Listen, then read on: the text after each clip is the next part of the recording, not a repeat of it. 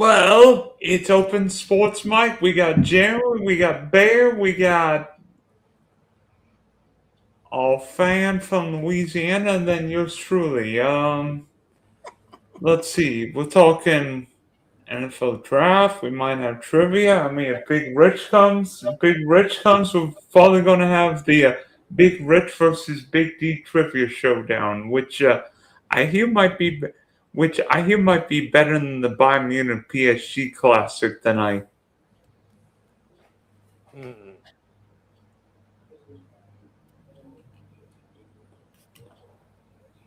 And hopefully the Tigers don't lose any more players because I think Casey Mize has already left, and Javi Baez is hurting. Jeremy, What's that? I think you're down a couple players tonight because Mize is hurt, and then Baez left after playing the first base. The way they play, I'm more worried about Mize than Baez because Baez swings at shit that's 6 inches off the plate. Oh boy. You don't know if he'll swing from the helmet to 20 feet in front of the box. Exactly.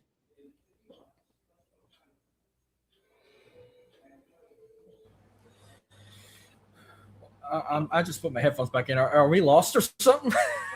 No, we're not lost. I'm just wondering if anybody else is coming. But it's weird. In the last 3 or 4 days, 2 big league managers have been fired. That's crazy to me. Alex Cora, and then the Philly manager was booted today. Well, look how bad the Boston Red Sox are playing. They're abysmal. They can't bat, they can't steal, they can't pitch. They're doing everything wrong. And their team batting average is under 200 right now. I would have fired Cora before the season started and looked for somebody in the off season, but that's just me. Maybe the problem isn't who's managing, but roster construction. Because looking back on it, you wonder how the Red Sox could let Bregman and Devers leave.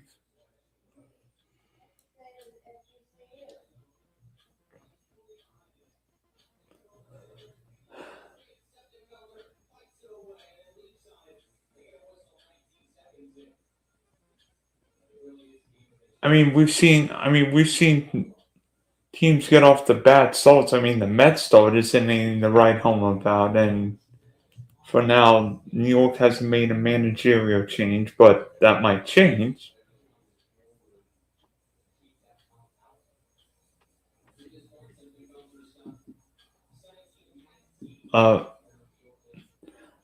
Guys, what's going on? I don't do baseball, bro. I'm lost in the sauce on all the baseball talk. I've been so focused on football that I haven't got back to baseball yet. That'll happen later in the week. I'm about to draft in the UDFAs. Okay, I've got one. Back to the NFL draft.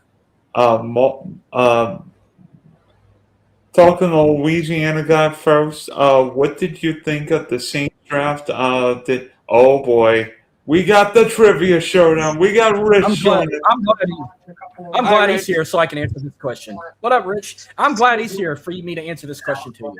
You said, how do you think the Saints? You said, how do you think? Say again. He asked me how did I think the Saints do in the draft? Let me put it this way. We're the kings of the draft, baby. We got an A, and the champ's here. Here we go.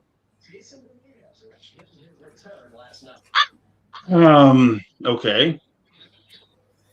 If you say so. No, I was just bragging because I got this in finally. I see that. Looks good. You just needed a reason to show off the belt. That's all. Yeah. No, the belt looks good. Belt looks real good. Look at that leather. Look at the interior I on mean, it. This I watched the first 3 rounds. Okay, I watched the first round of the draft from the sports bar on the cruise ship. They had it on. And then I watched the second, third rounds in the stateroom because we had ESPN too. It's like it was a draft. It was a functional draft. There was not too much. I mean, the entire bar in the boat, as well as every commentary on TV, I think when the Rams picked at 13, all went, "Oh, really? Oh my God!" Right? There was that moment. Outside of that draft pick for the Rams at 13, drafting Ty to be their quarterback in the future 2 years from now or whatever. You know what I mean? It was a draft. It was a functional draft. It wasn't a sexy draft. Um, Ruben Bain going to Tampa. I mean, Tampa does it again. They get another great player, and he looked like he's pissed off because he didn't go higher. So great, thank you NFL. Now we got a pissed off Ruben Bain to deal with. I mean, but otherwise it was a draft. Like for the Bears, pretty much did everything I thought they were going to do. I mean, no defensive end. Knew that was going to happen. There was going to be no edge. The only pick that kind of threw me at first was taking a tight end in this the second round, third round. That was like okay, but then I was like, well, we only had 2 on the roster, so it makes sense. You like to carry 3, so why not? Um, the draft was okay.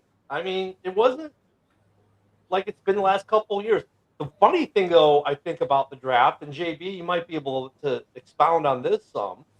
With the new format, it seemed like ESPN, I don't know how NFL Network or some of the other networks were, or even how our draft shows work, 'cause I couldn't watch them because I didn't have signal at C to watch us on X or anything. But like the pick would come in, you know how it goes, Rich.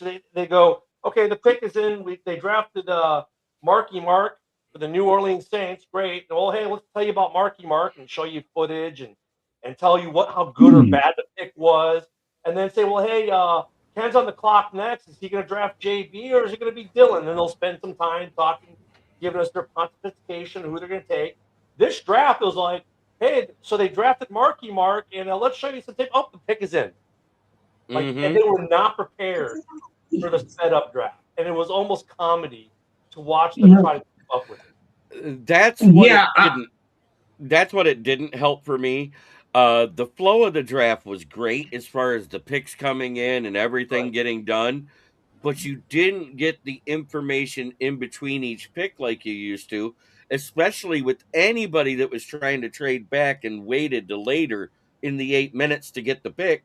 Because by the time they said, "Oh, they picked this person," and it's announced on stage, 30 seconds later, the pick was in again. Yeah, so from ESPN's coverage, what I saw, what made me mad, there'd be a trade. Like, okay, the Bears, I knew they were on the clock, and all of a sudden they're off the clock, but there was a trade. Okay, what was the trade? They didn't say what the trade was. Just, in fact, sometimes I was watching that Bears pick, the one pick they traded, and they even say the Bears traded it. Just they showed the pick that was being picked. They didn't even mention that the Bears had traded out where they were now going to be drafting. You're in the dark. I mean, unless you could follow Shefty on X or something. Oh, they did an interview with Mike Greenberg and with Reese Davis, and Greenberg was even saying that it was definitely different. You don't think that 2 minutes makes a huge difference, but it did. And when it added up, it definitely had more of a reaction to the production end of stuff. Them actually announcing things wasn't affected that much, but doing the little production vignettes and all that kind of jazz, that was where they ran into issues because of that loss of 2 minutes. The other thing that they ran into sometimes was, and I'm sure you saw it because it was aggravating the hell out of me, that you would have the pick come in, it would show like a minute left, go to commercial, and the Colts pick is up next, and it's 3 minutes of commercials, and then they announce the Colts pick. Well, wait, time out. Their pick was supposed to have been in during the Jerky Boys commercial, not now. So there was that other part of it too. Yeah, that part aggravated me, but I thought it was interesting when Greenberg was talking about that. Yeah, It's ESPN did a terrible job of announcing what the trade compensations were on these trades. Like, I think they just gave up. They're like, well, shit. I mean, we don't have time to talk about the trade compensation. We barely have enough time to talk about the player. It was like after Mendoza was picked, it was all a shakeup. Everything was crazy after the Mendoza pick. And David Bailey. Yeah, but it wasn't was crazy because it wasn't crazy because you had some team jumping up from 18 to 2 or 3 or 5. It was crazy because of production, not because of like the teams or what they were there to do. It wasn't like it was crazy draft time, like because people were doing all kinds of crazy. The teams are doing crazy stuff. Production was crazy. It was like they didn't know how to deal with the loss for the 2 minutes. Well, what's up with the comment there, Jeremy? Did I miss Which one? something? Did I miss the baby oil or what? No, someone made a comment. Somebody asked if this was a Diddy party, and I said, "There's no Diddy here." That's all.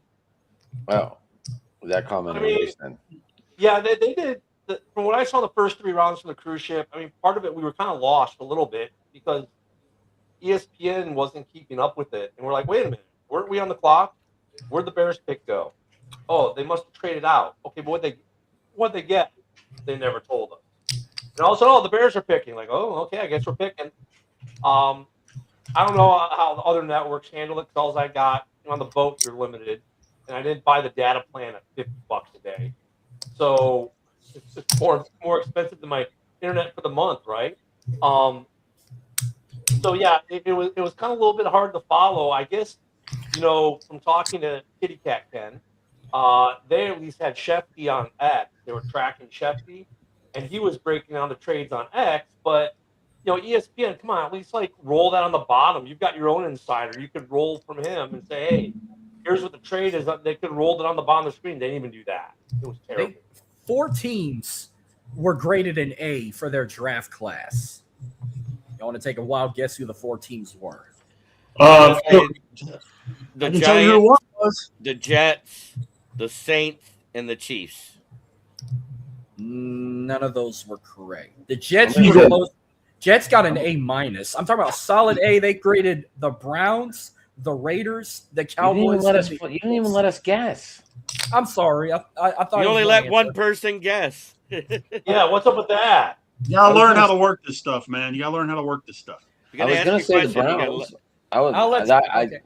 I have literally said the Browns since day one had the best draft. I'll let Adam do B's and Rich can do C's and Dylan can do D's and Ken can do the worst.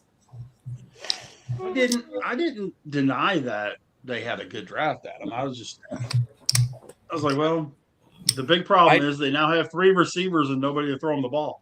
They got Taylon Green. They got Tatum Green. He's 6'6". He's going to be their starter. Watch. Who did? The Browns? Yeah. I can understand why people gave the Raiders a good grade. They filled a lot of needs. In their offseason and in the draft, they did very good on the new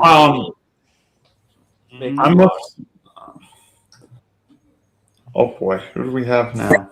The Eagles did a great job of showing us that A.J. Brown's going out the door. Yeah, but you know what though, Rich? Do we believe he's going to New England on June 1st? I'm not saying he's going to New England, but I'm saying he's not going to be wearing a Philadelphia uniform on opening day. Yeah, but I mean, how much are you going to pay for A.J. Brown at this point? Like Depends a what third team rounder, it is. 5th rounder? It's like Ayuk, right? Ayuk and A.J. Brown, like both their trade values got to be next to nothing right now. A.J. Brown's is way above Brandon Ayuk's because if nothing else, A.J. Brown can stay healthy. Yeah, but I mean, from a tactical standpoint, as far as leverage for getting compensation for them, the Eagles are kind of like have no leverage. I mean, you're either going to you're going to be stuck with them, and you can keep the drama and the money issues, blah blah blah, or you're going to have to dump them because no one has to take them. No one has to take them at this point. Go ahead, Eventually they get a 2. I can give you the 3 worst drafts right now, and it's real easy. They're all in the NFC West. The Seahawks, the Rams, and 49ers. They were awful. I'll say this. I think there were 3 or 4 bad drafts. I think San Francisco's draft didn't make a lot of sense. They kept reaching guys. Minnesota's draft looked a little ugly. Let me think. Miami's draft. I'll tell you this. You guys are going to think I'm nuts. You guys are going to think I'm crazy. I think Ty Simpson might not be the better quarterback compared to Fernando Mendoza, but he couldn't be in a better situation. No, that's a great, Sean McVay, great fit. Sean McVay, and gets to sit and watch for you. I mean, well, no, do you know what? Do you know what makes it a bad pick?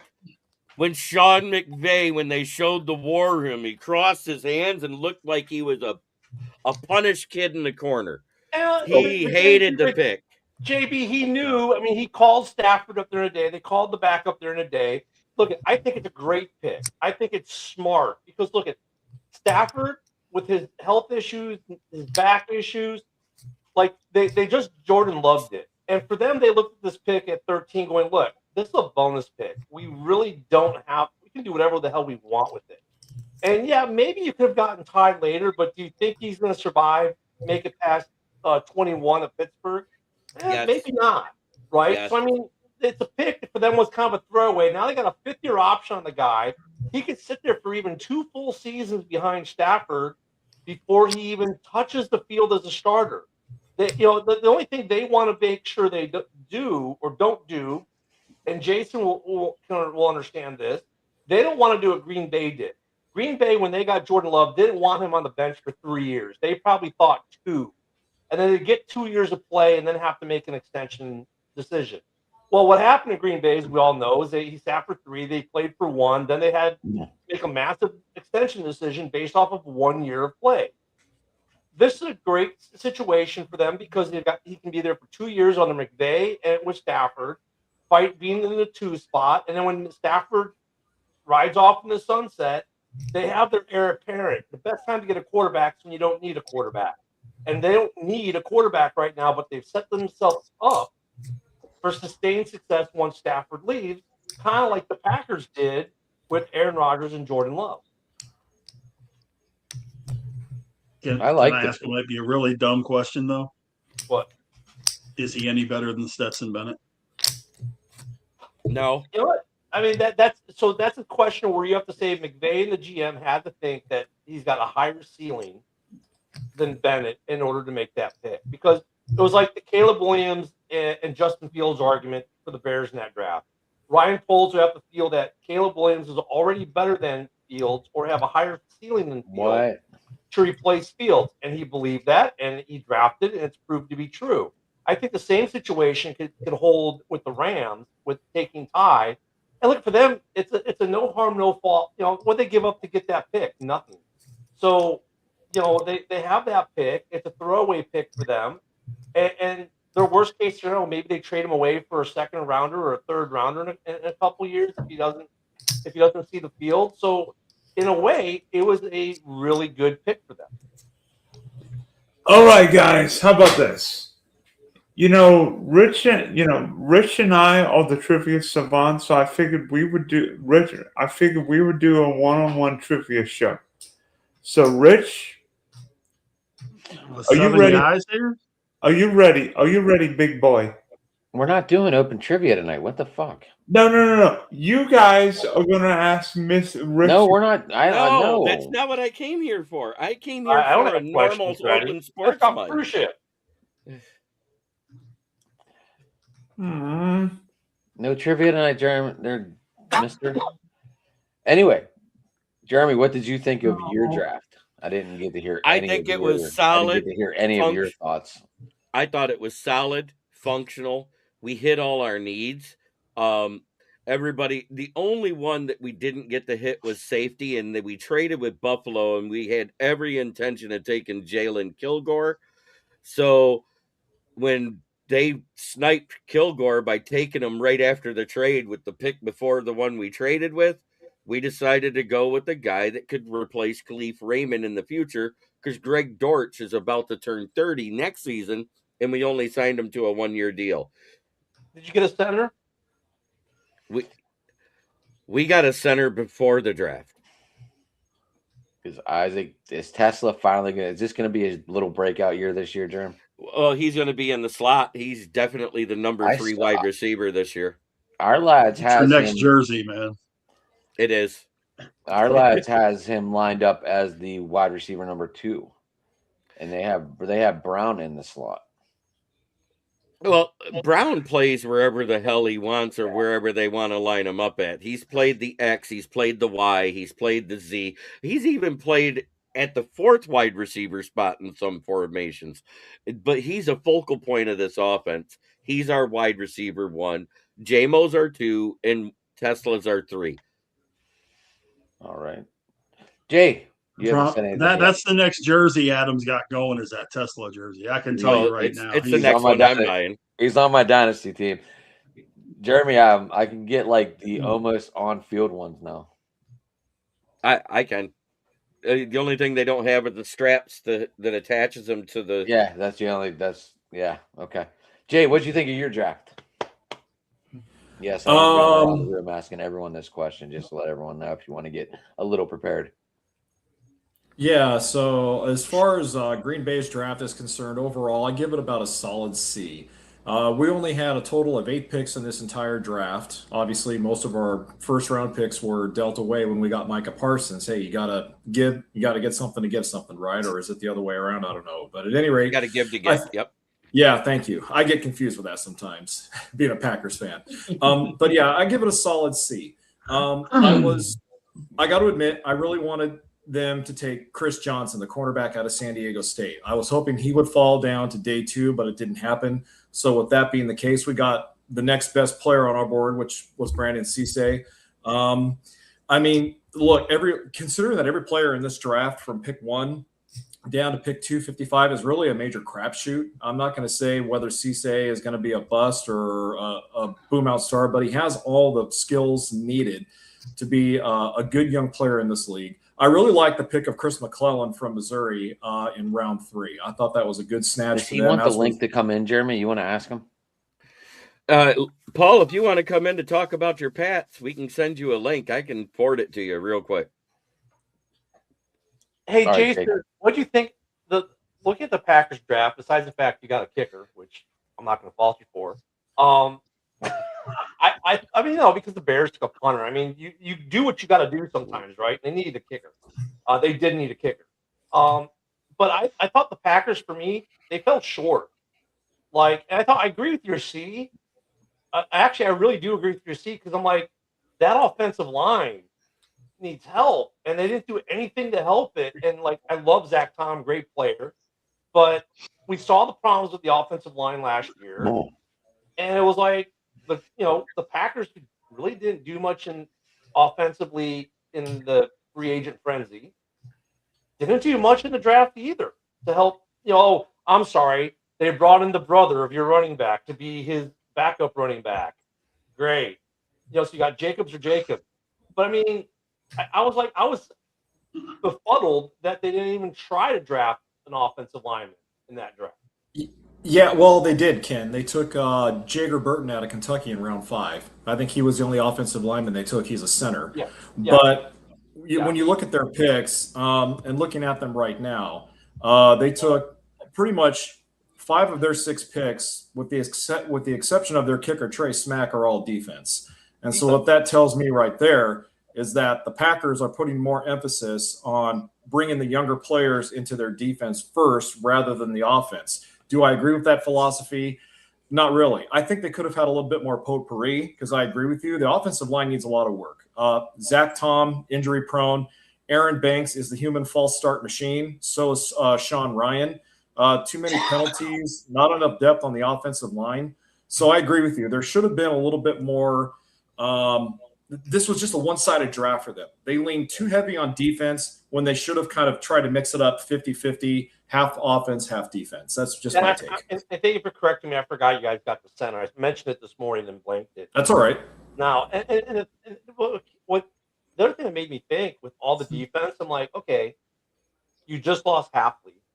I'm wondering if there's going to be a massive dynamic change to this defense this year, and that's also why they went so heavy. Well, there is. Yeah, and again, their new defensive coordinator is Jonathan Gannon. And so that told me something there is that these players, especially Chris McClellan, are Jonathan Gannon guys. These are quick guys. They may not necessarily have the length, but they have the upper body strength to where they can get some leverage on the offensive lineman they're going to be matched up against. And they have some speed in the defensive backfield as well, especially Brandon Cisse. Now, I've heard back and forth on Cisse whether or not he has the speed to be a lockdown cornerback. But you're right, Ken. With Jonathan Gannon being our new defensive coordinator, he's going to be looking for faster guys in that defense, younger guys in that defense. So that says a lot, too, about their philosophy. Marcus, what team you want? You're muted, You're brother. on mute. Shit. I'm gonna start with the team that satisfied me the most in the draft. I'm gonna start with the Saints. I love I felt like they were kind of. I love the second wide receiver, Brants. Bryce. So Bryce. I felt like they were playing chess with these draft picks because we all thought they were going to get an edge rusher first in the draft. No, they went and go pick up Jordan Tyson out of Arizona State, despite all the injuries he's had. But his 2 years at Arizona State, he had over 1,800 receiving yards. He averaged about 13 yards per reception in his 2 years. He had 18 total touchdowns on 136 total catches in his 2 years at Arizona State. Then you go to the second round. They pick up Christian Miller from Georgia. Then they pick up another Bulldog and tight end Oscar Delp in the third round. But they had some trades they had to get in exchange for players like, fourth round, they traded to the Broncos for getting Devon Bell last season. They even their final pick, they traded to the Patriots for getting Devon Godchaux.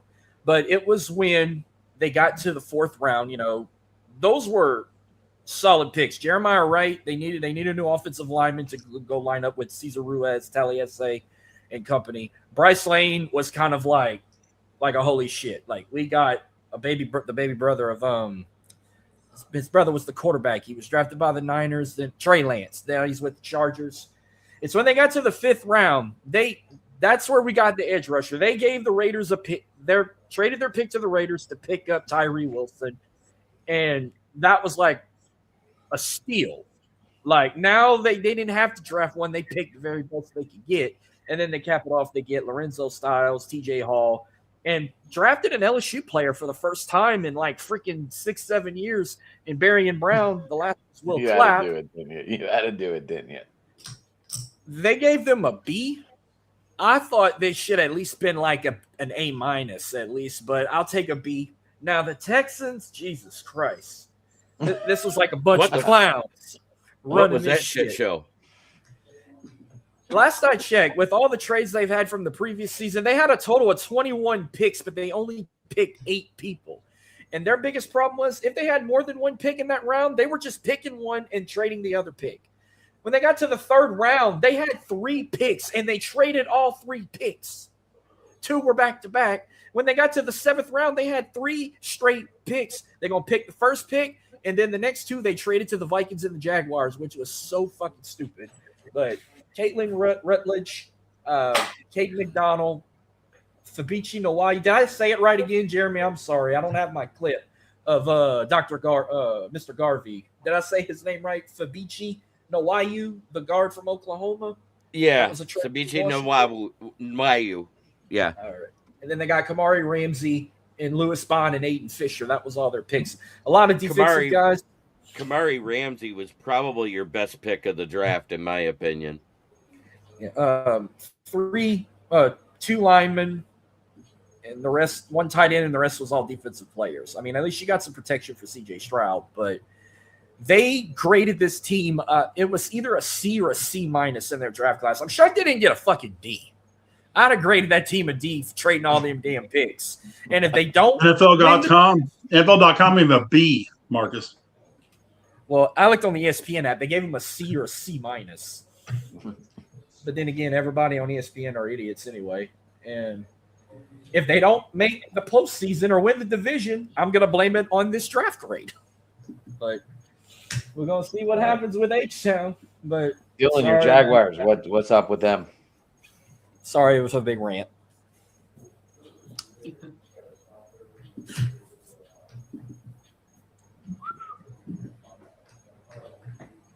Earth to Dylan. How about your Jaguars, Dylan? How do you feel they did in the draft? Did they holla Duval? Hey, that's the Orlando Duval in another year, okay? Oh, so they're playing all their home games in Orlando until they renovate. For 1 year, stadium? as they finish off the new stadium, they had this big press conference bringing Duval to Orlando. Yeah, they're gonna play one season in Orlando because everyone knows Orlando's been trying to get a franchise forever. They're never gonna get one, but whatever. Best they What are can you do is guys talking about? Sorry. Jaguars, Dylan. How'd they do in the draft?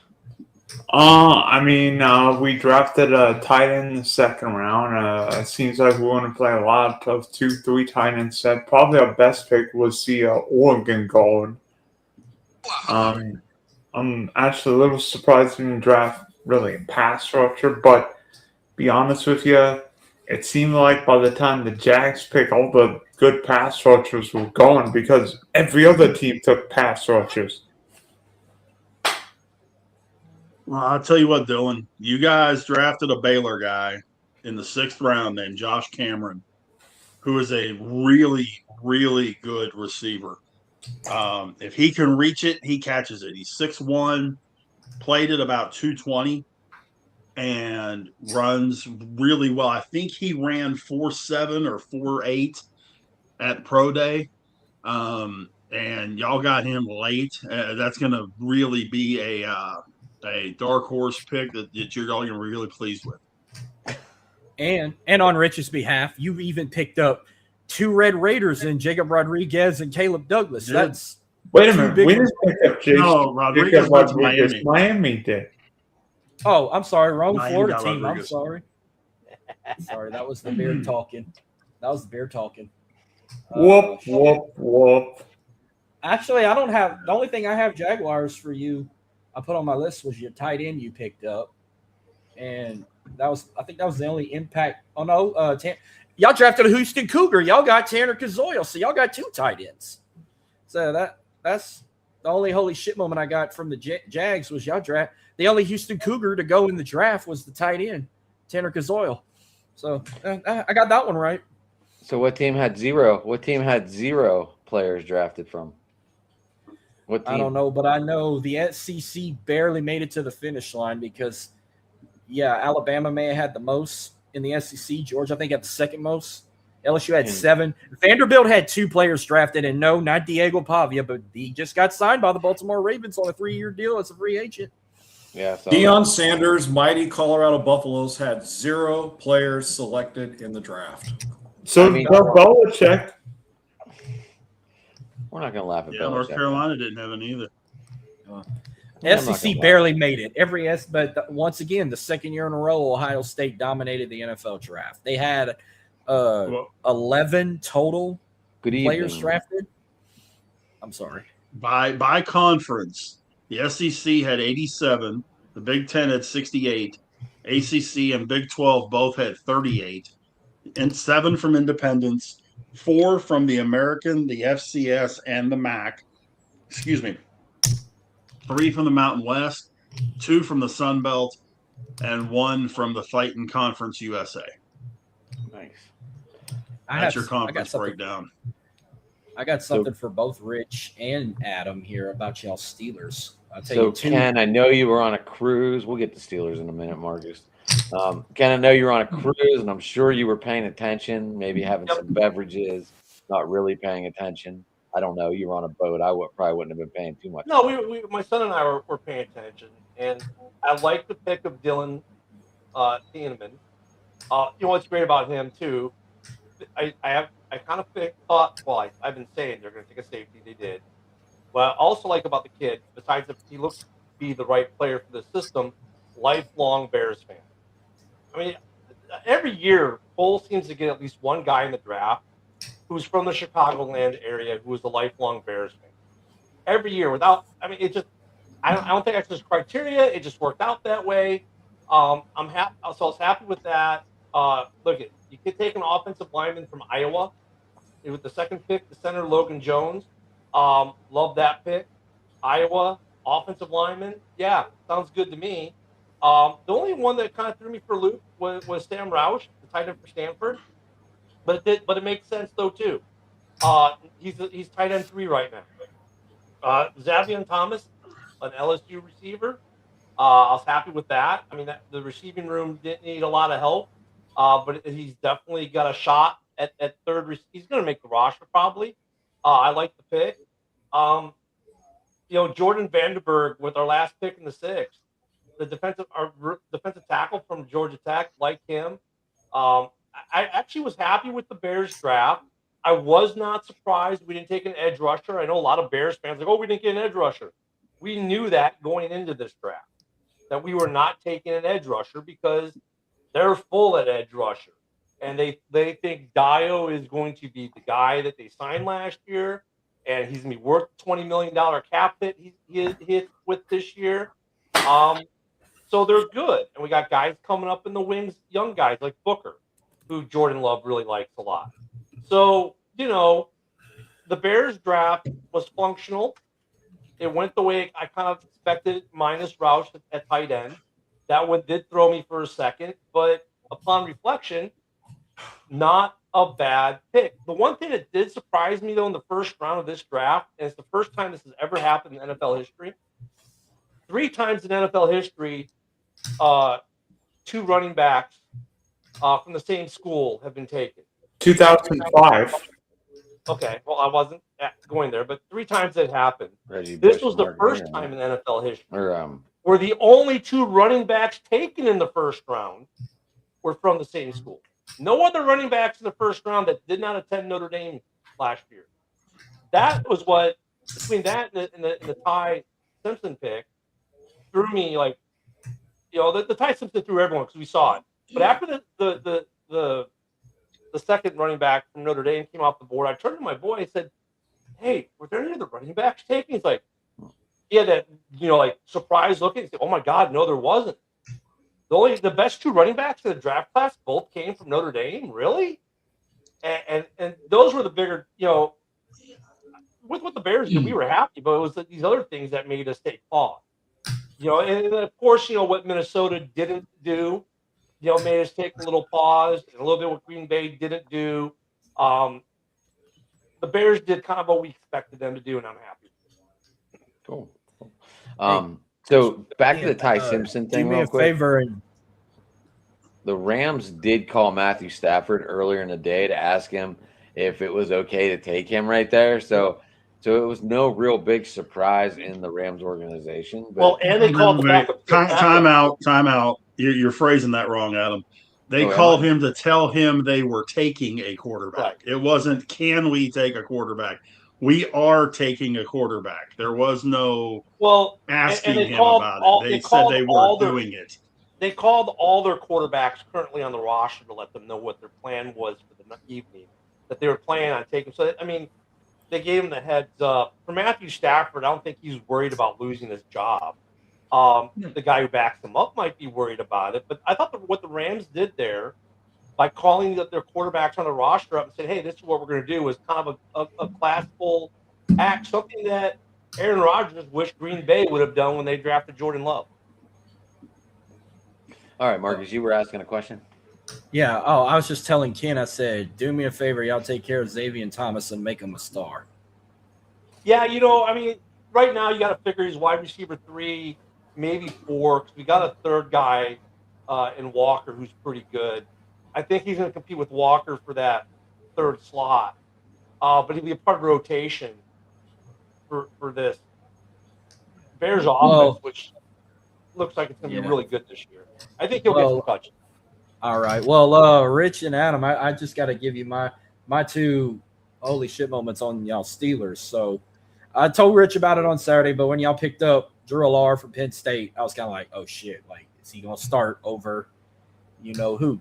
But I'm going to tell you, y'all had one of the best picks in the whole draft. It was such a great moment. Dunker, baby. No, I'm kidding. No, I'm talking about Eli Heidenreich from the Naval Academy. That was a beautiful moment for him. And y'all gave him a great ovation, acknowledged him, and he even came out with the terrible towel and the helmet. I said, man, they better make him a star. Like, if he's getting this big of ovation. And did he just come back from doing a duty? He came in time for the draft? they permitted him to push back his 5 years till after he's done with football. And he's a Pittsburgh kid. He grew up in Pittsburgh. So, awesome. but from Hometown everything man. that I've seen, I think I was telling Adam about this, or it was you. Yeah, I Their was gonna say, we comps didn't for talk him about are the Dan draft yet. Kreider. Their comps for him are Dan Kreider. And if he can beat Dan Kreider, I'll take that. Oh yeah. I know one of our draft picks was in the middle of putting, and he got the phone call from the Steelers. I think it was the wide receiver, It was. Everlane, Jermaine. I think he was on the golf course whenever they got drafted. Do you think Drew Lars going to start over Aaron Rodgers or? No, Will No. Howard is. This is still Will Howard's team. Exactly. That But pick if I'm was, walking that in, pick was to not bring Rodgers back. no, if I'm walking into that, I saw a thing today with someone, with all the crying faces and all that kind of crap, and they had the Steelers quarterback room. Will Howard, Drew Allar, and Mason Rudolph. I'll take it. Okay, as long as Mason Rudolph is the number 3 in that situation, I'm good with that. If both guys break their legs, Mason Rudolph has to play. All right, fine. I'll suffice that. But if that's the 3 guys, from my standpoint, that we got to walk into training camp with, fine. I'm good. What's One the of our guys scuttlebutt was about Rodgers though? Is there? I mean, has there been any news that in your area about? Is he coming back? Is he doing ayahuasca right now to we figure don't it really out? want him back. I don't What want was him that? back. I mean, his arm There was hasn't going. been anything, man. I don't know if It's he's smoking Yoli. Hi, Yoli. I don't know if he's smoking peyote somewhere or what he's doing. But He's on one of the magical caves. But we don't need him back. We don't want him back. But Dunker is going to be a Pittsburgh lineman. I think we got 2 starting linemen out of this draft. I'm I excited really about Dunker. Can I say this really quick too? Because this was pre-draft. It is a fact that the Cincinnati Bengals hate their quarterback. Because it got rid of the number 10 pick to take a defensive lineman that I'm surprised the Giants got anything for to begin with. And yet, once again, don't provide any help to save Joe Burrow from being sacked, hit, rushed, smashed, whatever. So your Texans and Cincinnati both hate their quarterbacks. I just want to mention because for the Texans, they just kept getting rid of offensive linemen in the offseason. So, Stroud doesn't need to survive. And obviously, Joe Cool does not need any protection in the NFL because he's just so cool that Myles Garrett will just bounce off some magical force field that he projects from the back gate. Joe Burrow. Let me tell you this, guys. I think the Cincinnati Bengals win the AFC North in 2026. No. Oh, my goodness. If they can't get Joe Burrow protection, they ain't winning shit. Joe Burrow might as So well what? get the hell Joe out. Burrow's got better protection than your quarterback does.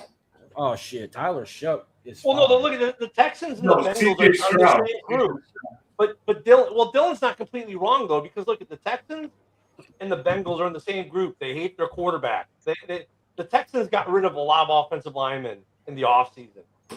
And you're like, what the hell? I mean, do you hate your young quarterback? And then you go to Cincinnati, and they hate their quarterback because they traded their number 10 pick to the Giants for a guy they probably could have gotten for a 5th rounder. Guy who had 2 sacks last year, is nothing but a prom child with 2 years left on his contract, already wants to be the highest paid. I want the bag, blah, blah, blah, all that crap. It's like, you hate your quarterbacks. Those 2 teams hate their quarterbacks. They got good quarterbacks. They just hate them for whatever reason. Joe Burrow needs to get the fuck out of Cincinnati. I mean, it's Can hard I to find throw him a possible? Yeah, can I throw a possible scenario out there? What's that? Tyler Shuck is still a work in progress. If Tyler Shuck completely ends up crashing and burning his sophomore year, could anybody besides me see the Saints making some sort of a deal to Cincinnati to get Burrow in New Orleans? You'd have more protection.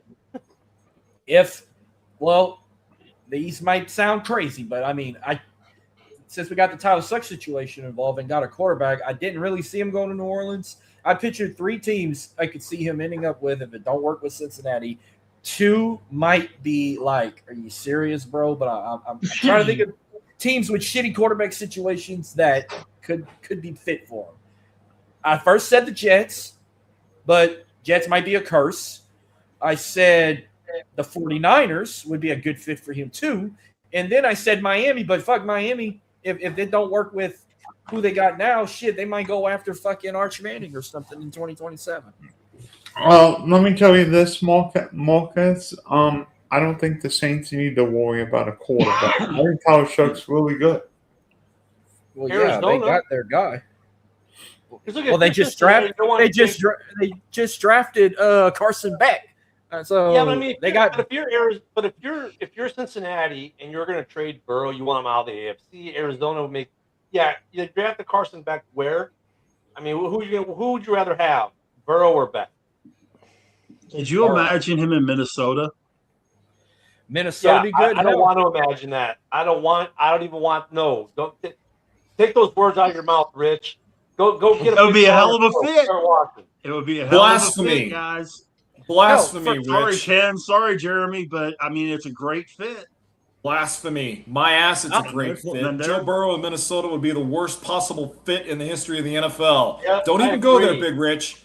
Look, for Jason's sake, it would be a lot like the Bengals. Their O-line isn't that good either. Yeah, hey, look at the receiver. You got all receivers would be equal, kind of. Yeah, the receivers would be equal. The defense is better. Yeah, you got the entire NFC North to agree that no, we don't want to see Joe Burrow in Minnesota. Is that a first time ever? Maybe. I don't know, but I'd rather fuck. I'll take Joe Burrow as a Packer. I mean, you will no. Look, not in the NFC North. Send him to Indy. You will never see Jeremy, Ken, and I holding hands singing Kumbaya on an NFL Sunday, but we are all mutually agreed that Joe Burrow in Minnesota was a no-go, baby.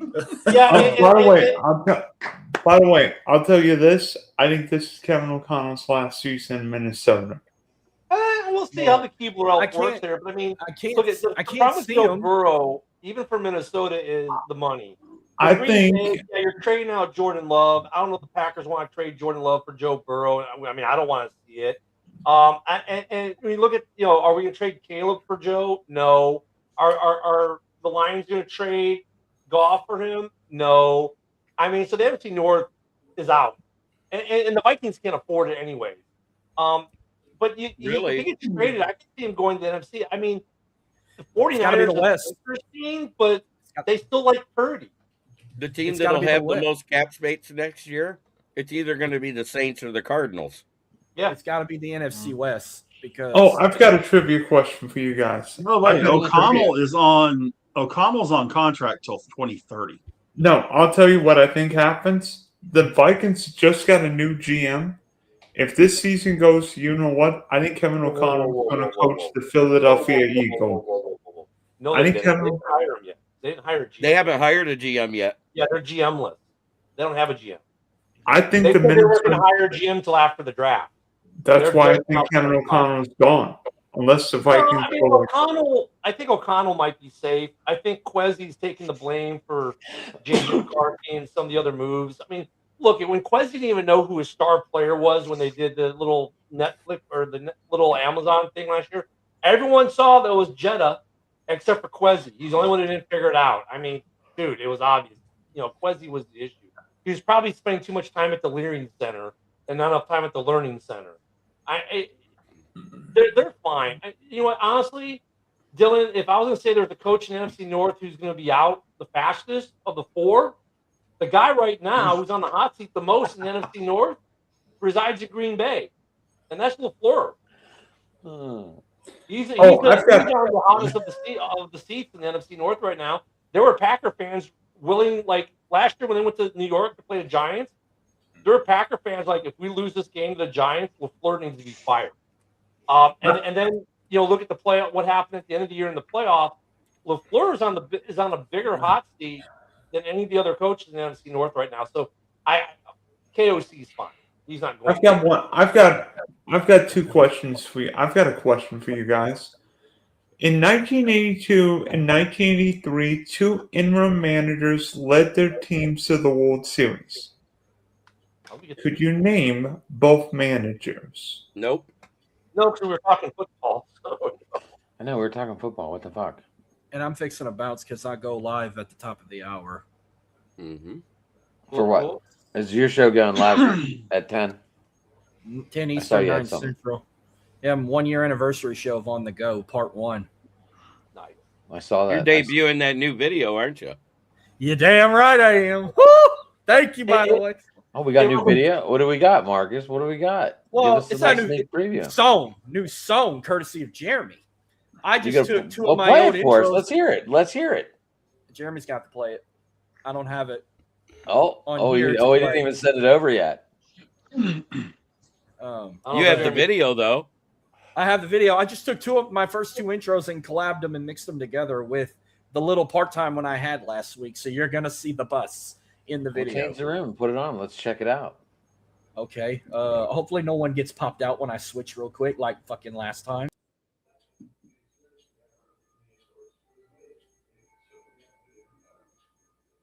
I back up. There we go. No, I don't have that fucking thing. It's just Dylan. There he goes. Dylan can do it. No? Hey, there I am. Who else? There's is missing? Jason. Oh, we gotta Adam. get this. Everybody? There. Yep. Yeah, we're all here. All right. Here we go. I kind of like watching that.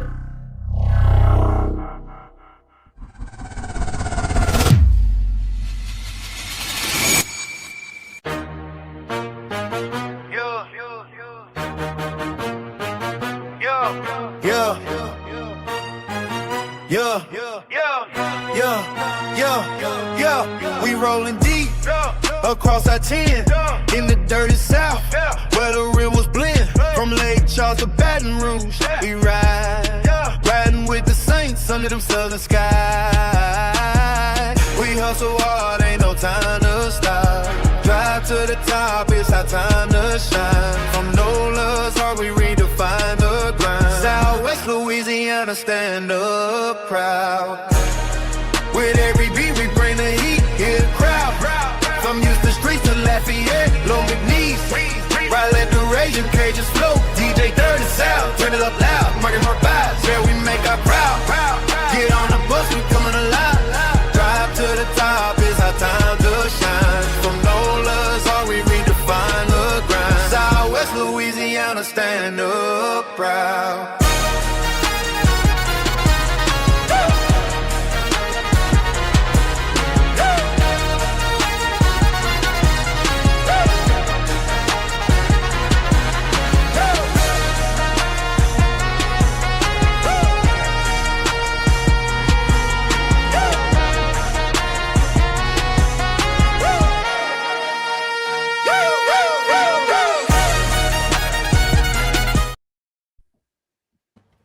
Nice. Good shit. Uh-oh, Such good somebody got shit. mad. What do you mean got mad? Dylan's gone. Yeah. It was a minute and 44 seconds. But Nice. all right, I gotta go piss it away. What did you guys Yeah, think of the music that I did for him? Yeah, it was good, JB. I liked it. It was almost He as did the good as music. this. He did the music. He did the music. I did the video, and you should hear his rock song from KCB. Oh, they've heard it. But and then your other. Oh no, everyone heard your intro for your Lions talk show. So, Yeah. you heard those. Yeah, he had it like playing like 10 times in a row while we were watching the draft watch along. So like by the 9th time, I think I already knew the lyrics. It's catchy. I liked it. I like it a lot. I love it a lot. All right, I there's like something- it a like- lot. Life is The like a the box of theme that I chocolates. created for the KCB Sports Network, it reminds me of like the end of the arena rock era when it started to get into its power move. Yeah. All right, I'm Our bouncing. kind of music, Ken. All right, Marcus. Congratulations on 1 year too, buddy. Yeah. Hell yeah. Congratulations on that anniversary. Part 1 tonight. Sorry, I didn't get you a cake or anything. Sorry. No, I didn't need none of that. I'm just mainly doing first round holy shit picks and the Texans picks and LSU guys. I'm doing the Saints picks tomorrow. I'm bringing a familiar face on that used to cover Saints football and all that. Now he moved to Baton Rouge. He Like works that, for Mike? in Baton Rouge. Hell yeah, I like that, Mike. JB's Logan trying to be coming fruity. on Oh, I'm tomorrow. sorry. So tomorrow, late show, but I mean, you can catch the replay on Thursday because we're going live at 11:30 at night tomorrow night. No, when he just for gets you, off the Ken. air. But Hey, Jason, I said something Yes. about your head coach. Was I wrong, or do you disagree, or do you agree with what I said? Ken, if I disagreed with anything you said about Matt LaFleur, believe me, I would have interrupted you. Okay. No, you're absolutely spot on. LaFleur's seat right now is so hot that all the cheese in Wisconsin's turning into nacho cheese. And I think the thing that's most frustrating with LaFleur is that, you know, in the months since the end of the season, he's publicly come out and said he's acknowledged, you know, what he's done right, what he's done wrong, but he also has said, well, I need to be a better communicator. Well, I need to be this. Well, I need to be that. It's like, really? Because these are the traits that you're supposedly supposed to be a genius about. You're supposed to be a genius when it comes to communication and when it comes to play calling. And myriad other things. So you're absolutely right. Packers fans right now are on a freak out scale of 1 to 10, 10 being the worst, 1 being the least. It's about a 9.5 with LaFleur. And I would say that his leash is about 5.5 feet much thinner as they get ready to head into OTAs and once training camp's fully open here at the end of July, beginning of August. And I'll add that Jay Love's leash is not much longer.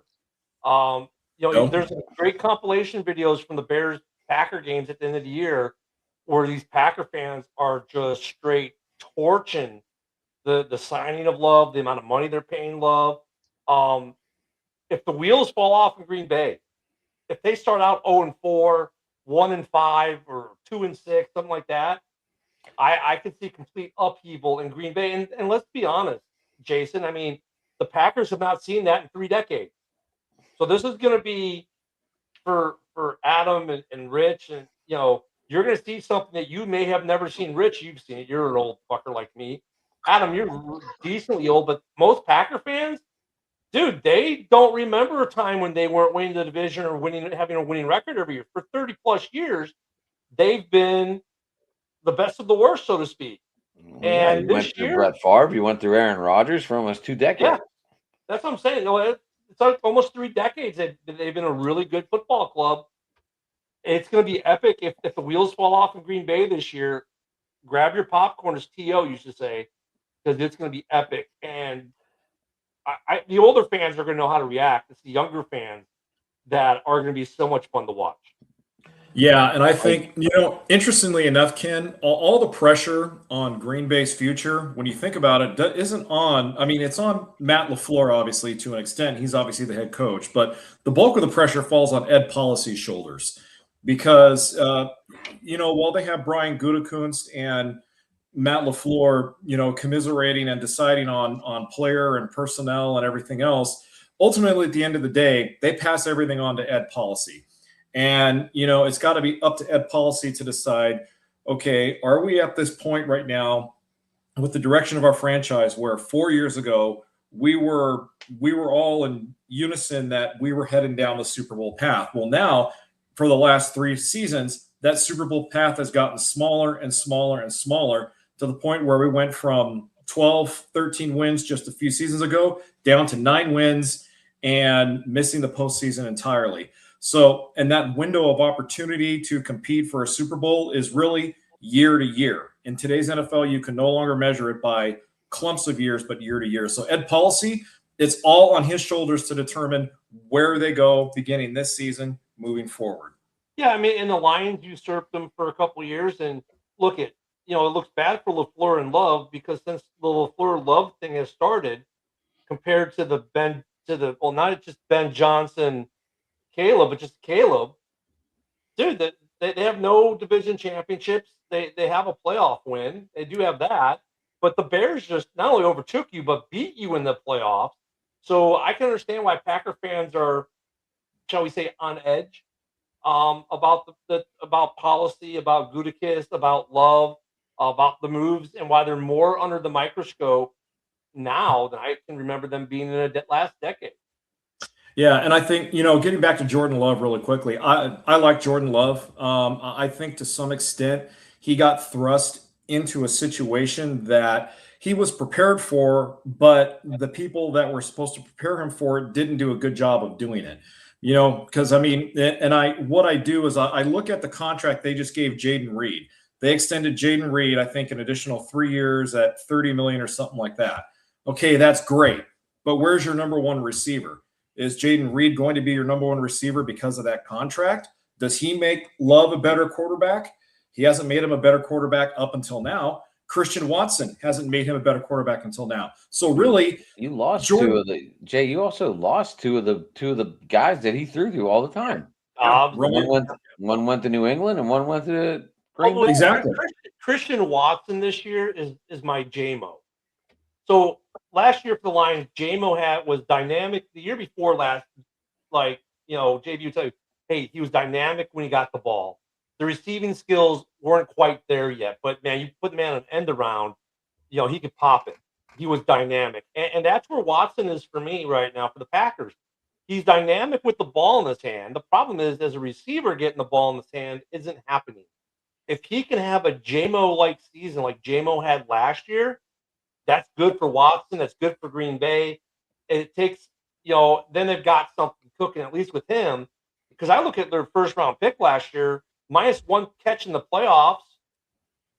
You're like, where's Golden at? He wasn't too golden.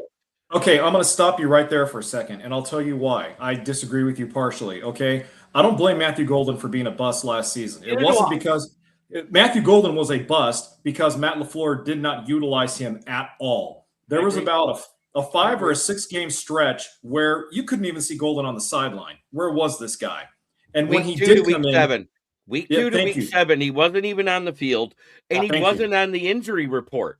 Yeah, this is what bothered me, because at the same time, we had Tesla catch 5 catches for 3 touchdowns, and 2 of them with one hand. Or look what Luther Burden was doing in Chicago, and that's what really. Burden really didn't hit the field until wasn't it around week 8 for Burden when he finally really burst on the scene? There was somebody hurt.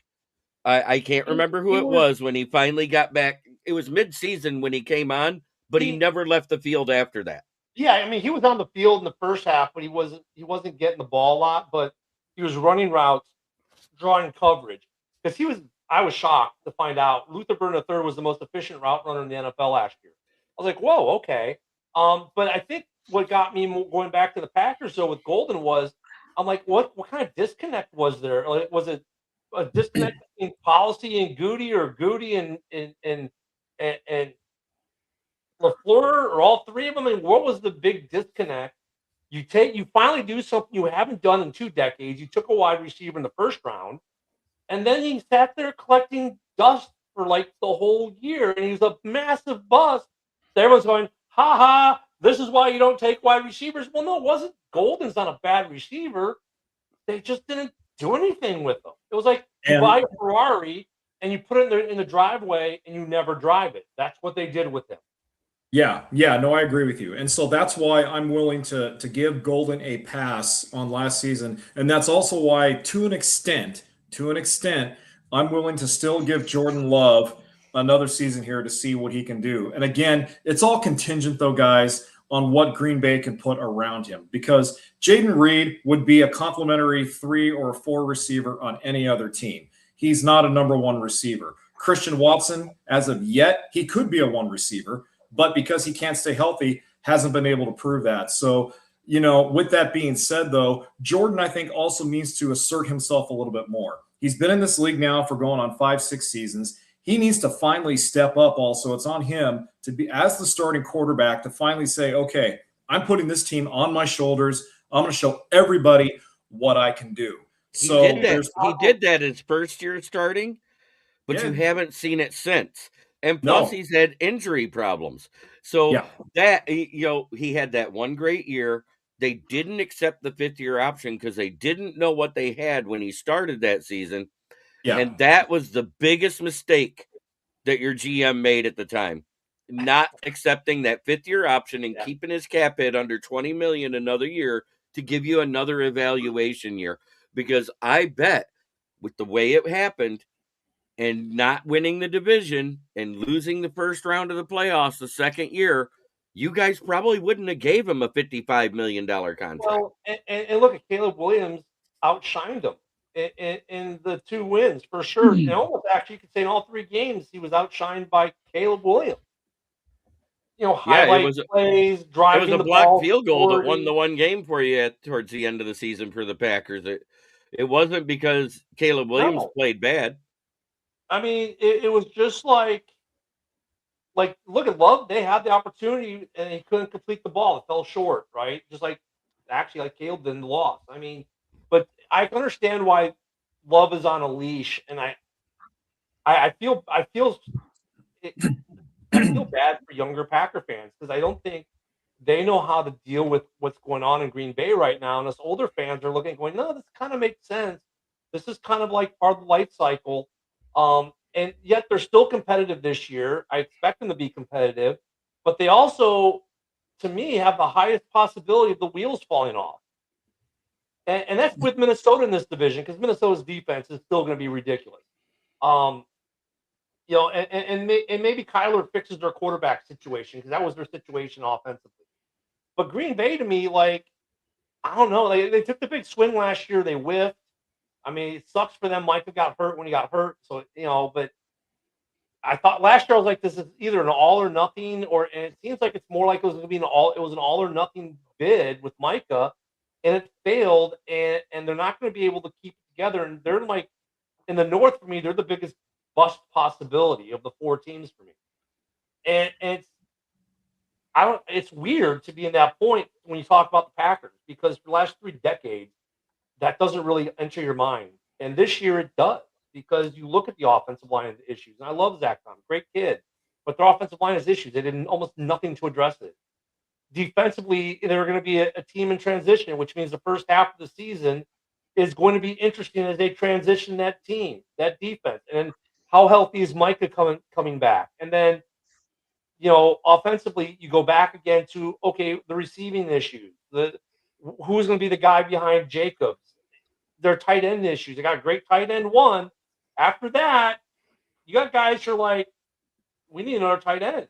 So Green Bay they're an interesting club to watch this year as the season progresses to see where they end up.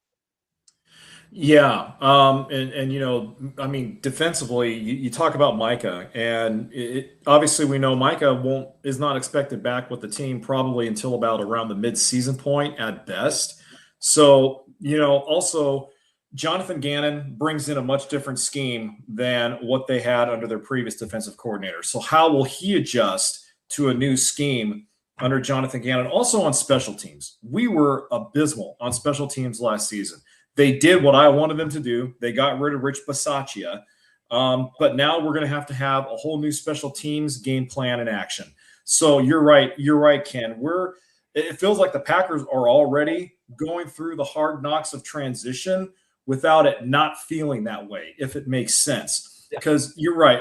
For the first time in, I would say maybe 15, 20 years, we're going into a season with more question marks with more questions unanswered than questions answered. And that is scary for us because, like you said, that pecking order in the NFC North changed a lot last season, and it's going to change again this upcoming season. And what's scary is last year the NFC North had all 4 teams with a winning record, which they were the only division in football to do that.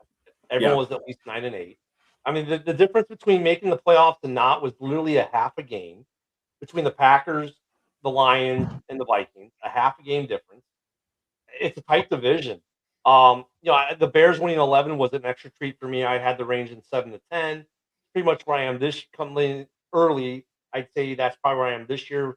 I'll have to look at how the schedule lines up, first. But that North is tough.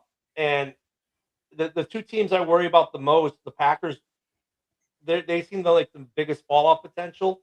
The Lions, to me, their offensive line, It used to be phenomenal. It's fallen off, and I don't see. I think they could have problems offensively a little bit. And then for me, for Minnesota, it was like the quarterback was their issue, and I think what they did maybe solves it a lot better. But I still put the Lions ahead of the Vikings for sure. But the Vikings are like, I don't think they're gonna be bad. I don't think they're gonna be in the basement, or the Lions, I mean. But for me, it's gonna be interesting to watch the Lions how they react on that offensive line this year, which they addressed their defensive needs, I thought, adequately. For me, their offensive line, which used to be the best in the league, now definitely is not. And I would have liked to see them do more as a Lions fan per se. As a Bears fan, I'm happy with what they didn't do. But I think if I was gonna look at like the teams to watch where it could get interesting, Packer fans, if those wheels fall off the bus, Lions fans, if that offensive line gets Goff early in trouble and they don't recover, that's gonna be interesting because the nouveau Lions fans will fall off that wagon really quickly, while the old fans like JB, like, hey guys, just chill out, it'll be okay.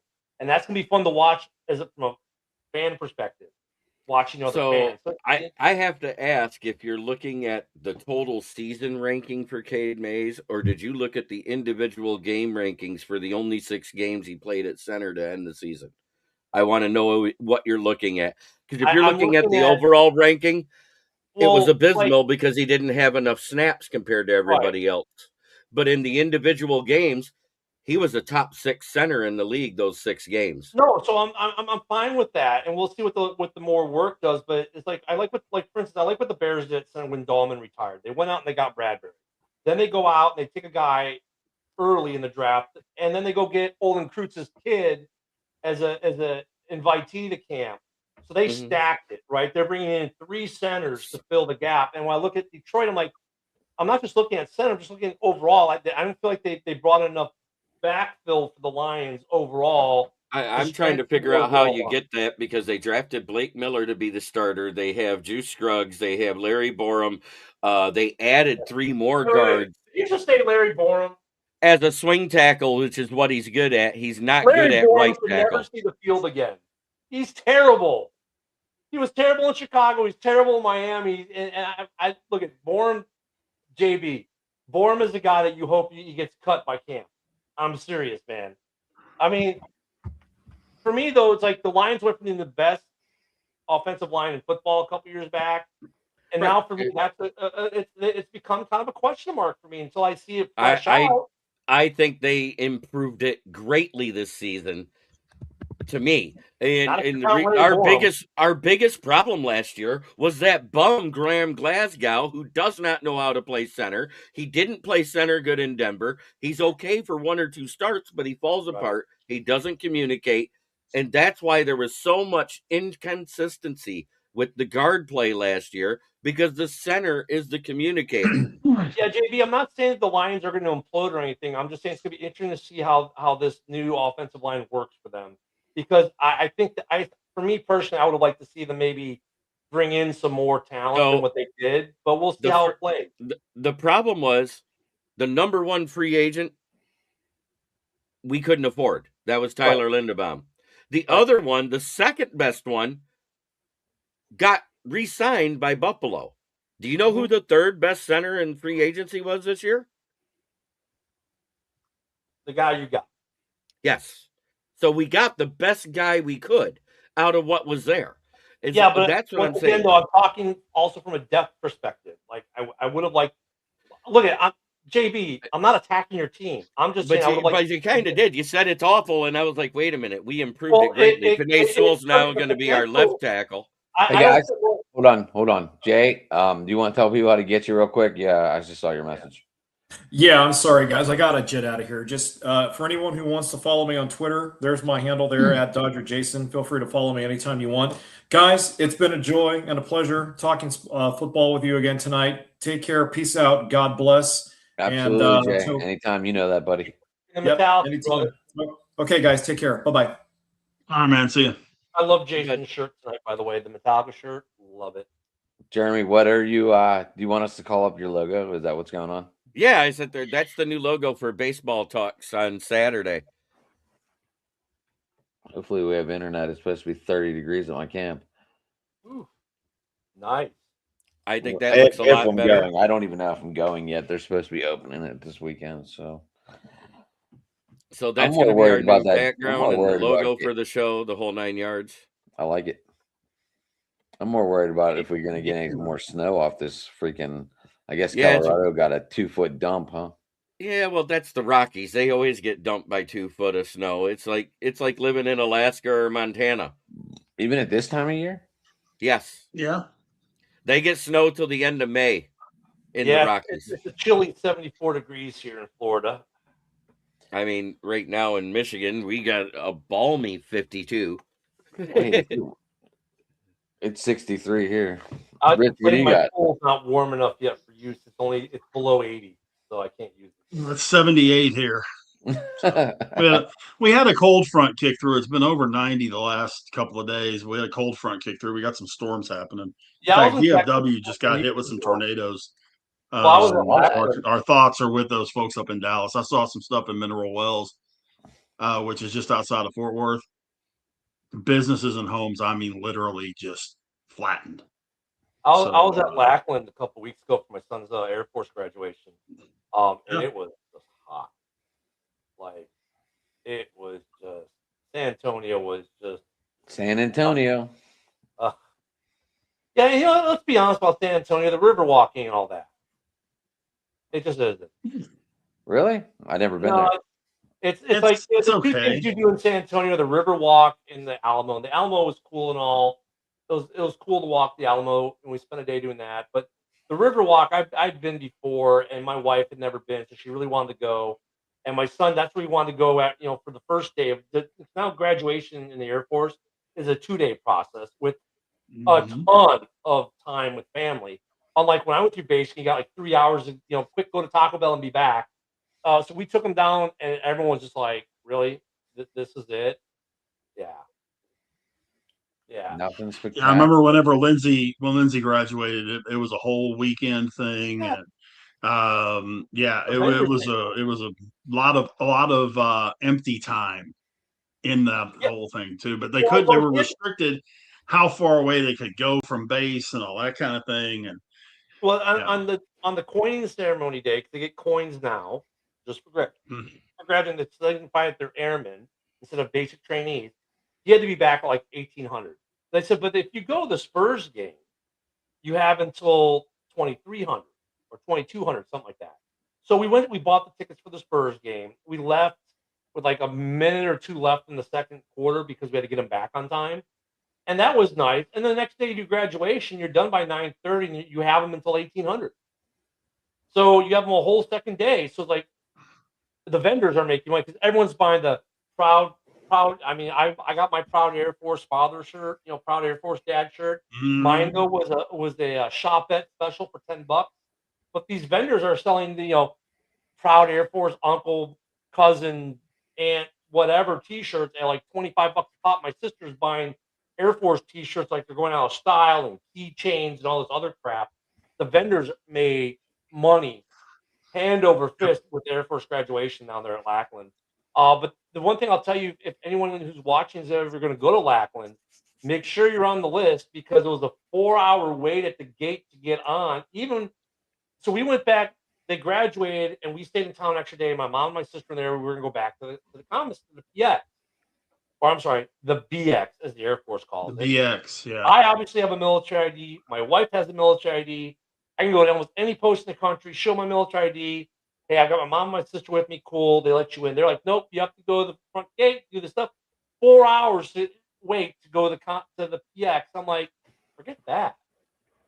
Yeah. I'll tell you, it's funny. It's really funny because I had 2 of my dad's coins. My dad was a frogman. And from everything that I have seen and I have heard from what Lindsay has told me, that trumps everything. What, the coins? The frogman coin, yeah, trumps everything. Because that was the predecessor to the SEALs. This was the underwater demolition unit that no longer exists. They created the SEALs for the guys that couldn't make it in UDT. So, you know, it's funny because she's had that coin and her coin will work occasionally. And She the flips first out the Frogman coin, and it's like, oh, I mean, the Hold Trump. on, Kent. Hold on, Jeremy. Go ahead. the first frogmen were World War II, and one of them was my grandfather, and he actually served in both arenas of the war. He was my at dad was Normandy on Vietnam. D-Day. He was at Normandy on D-Day, and he was actually on a ship that was 7 miles from Nagasaki and 9 miles from Hiroshima when they blew up. Wow. When it comes to coins, That's the cool. Trump coin currently is Trump's coin. The presidential coin is the Trump coin. After that, the vice president's coin. After that, the SecDef or Sec War coin. After that, the number 4 coin would be the chairman of the Joint Chiefs. I have that coin. I have a chairman of the Joint Chiefs coin that was presented to me. So there's a pecking order. So like that Frogman coin would be a Trump coin within up to a The certain military level. ranks. Then you start getting like that's all. like Then you got civilian stuff. well, no, because it's stars and like that's like I have a transportation coin that okay, it might trump my transportation coin, but not a coin I have from a brigade an 06, or even a lieutenant colonel command coin. There's no differences in the coin game, but that's really so actually it's funny because I actually had one of my coins left loose from Iraq when I was a company commander in Iraq. And I coined my son with it. It was just me, him, and my wife, because we were the only ones who parked in the appropriate parking lot. So I gathered them up after the coining ceremony, and we had our own ceremony where I gave him my coin, which trumped the coin he just got. And it was a great moment, and he almost broke down. It was really cool to be able to do that. But yeah, it's funny how they just get a coin for graduating basic now. So I gave him a real coin.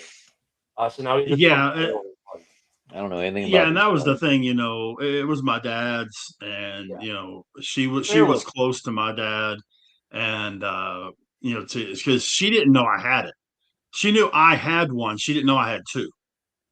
And so it was pretty cool to be able to give that to her at graduation, all that kind of stuff. So I understand what you're saying. I do. It's pretty cool to see it happen. And she's still in Italy right now, doing her thing. Vicenza? Rich, Vicenza? I'm sorry? Is she at Vicenza? You got to translate. Vicenza, Italy. Is that where she is? Oh, yes. I'm sorry. You were breaking up a little bit. Okay. Yeah. Good place to be. Yeah. Yep. So, and actually, she loves it. My son's going to end up, looks like he's going to be in Louisiana. So we might be on the go.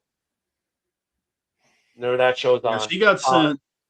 Lindsay went to Wichita Falls, Texas to start with, and then she ended up going to Tucson, Arizona for quite a while, and then they shipped her out to Italy.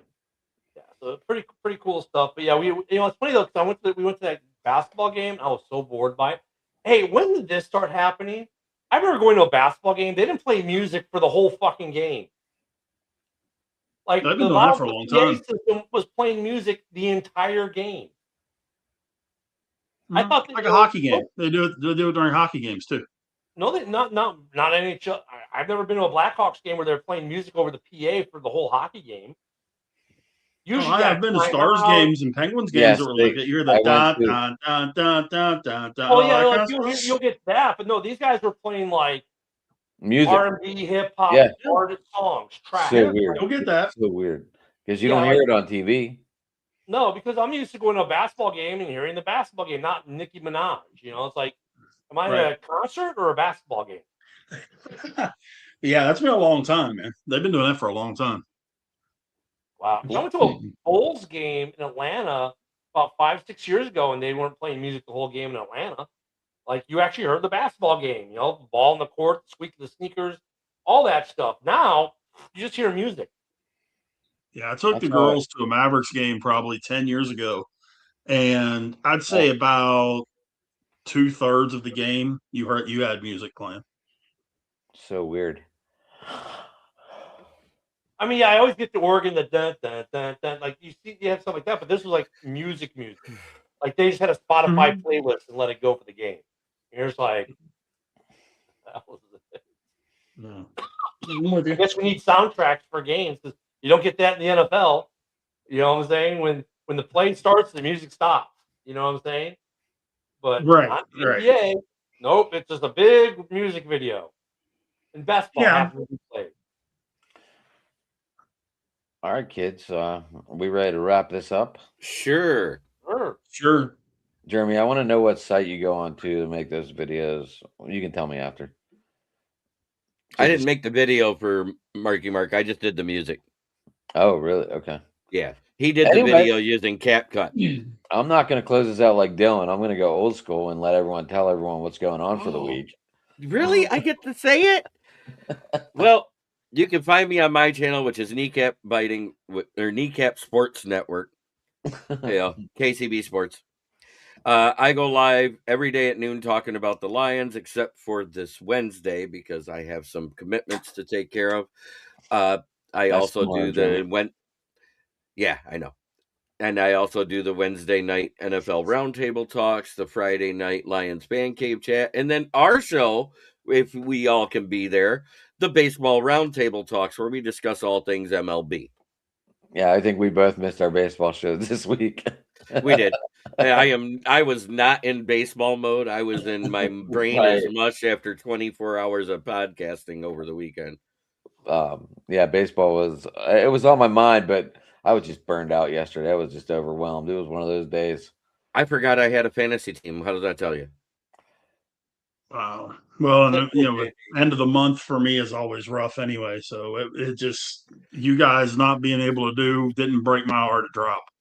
It kind of gave us a Dylan said they could have asked me to run it. I said they don't want a trivia show. They want people who are fans of the Diamond. I actually told him that. We'll talk. Yeah, I do. Yeah.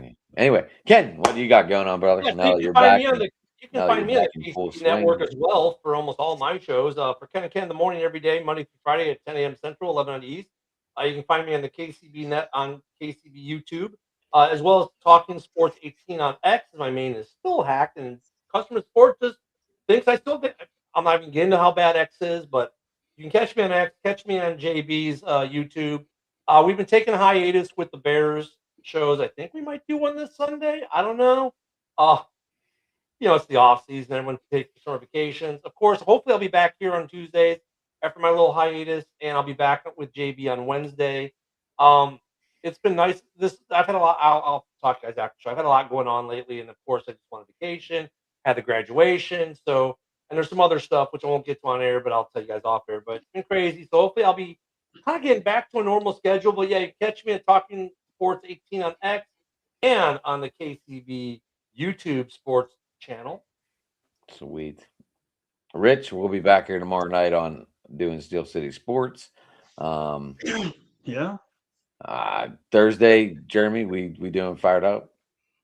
There is no Fire Up because Candy and Scott are in Portugal and probably heading towards Morocco on their cruise of the Mediterranean. So maybe Thursday night, Jeremy, we could do a recap of the baseball week. Maybe Thursday night. I'm gonna have another night off. Okay. All right. I was just asking. Next week we can, because I got 3 weeks of no show on Thursday. Okay. This week I got something I need to do with someone special.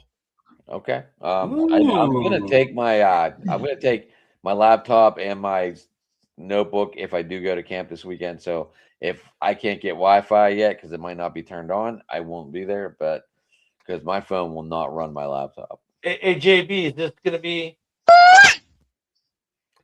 some of that? Yeah. More kids on the way. Oh God, who's the grandfather? No, that's my dad.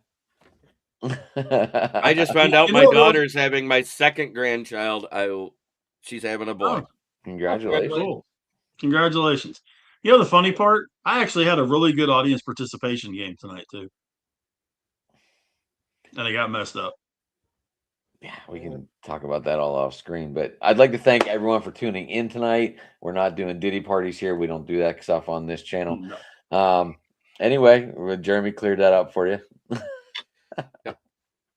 Anyway, thanks for everyone tuning in, and everybody have a good evening.